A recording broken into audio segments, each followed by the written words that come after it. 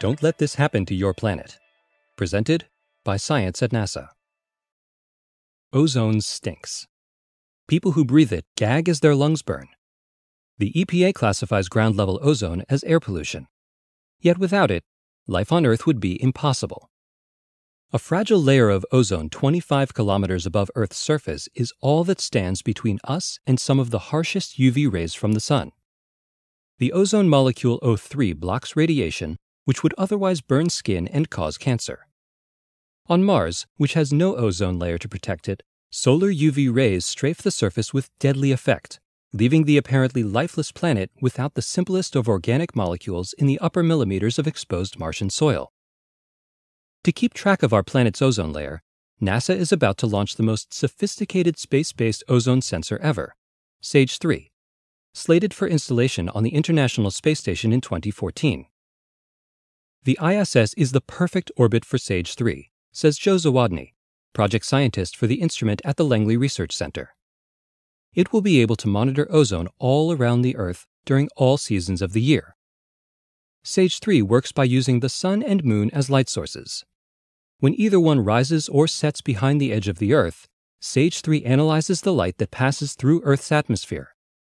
Ozone and other molecules absorb specific wavelengths that reveal their density, temperature, and location. SAGE 3 is essentially analyzing the colors of the sunset to track ozone, says Zawodny. It sounds romantic, but this is hard science. Researchers began to worry about ozone in the early 1970s, when University of California chemists Sherry Rowland and Mario Molina testified before Congress that man-made CFCs, a key ingredient of common aerosol sprays, could destroy ozone in the stratosphere.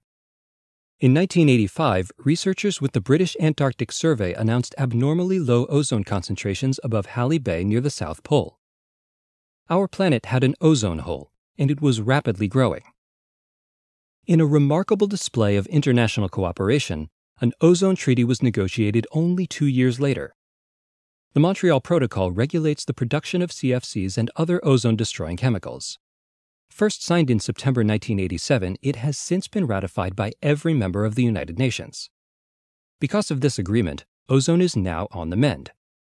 Ozone holes still open every year above the South Pole, but thanks to the treaty, ozone-destroying chemicals have either leveled off or decreased. At this rate, the ozone layer could recover almost fully by 2050. To ensure that ozone really is recovering, NASA has been flying ozone sensors in Earth orbit for decades. The first of the SAGE sensors rode to space on Earth-observing satellites in the late 1970s and early 80s. SAGE 2 data helped confirm the decline of the ozone layer and measured the effect of the Mount Pinatubo eruption on the stratosphere. A SAGE sensor on board the Russian Meteor 3M satellite extended the ozone record into the 2000s with higher precision than ever. Zawodny is eager to learn what SAGE 3 finds in the lower stratosphere over the tropics.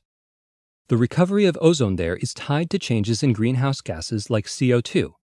Given what we know about recent increases in greenhouse emissions, it is possible that ozone in the tropics will never return to 1980s levels.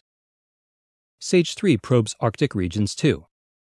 Using the moon as a light source, SAGE 3 can detect ozone during the darkness of polar winter where other satellites have trouble seeing. It's enough to make a hard-nosed researcher wax eloquent.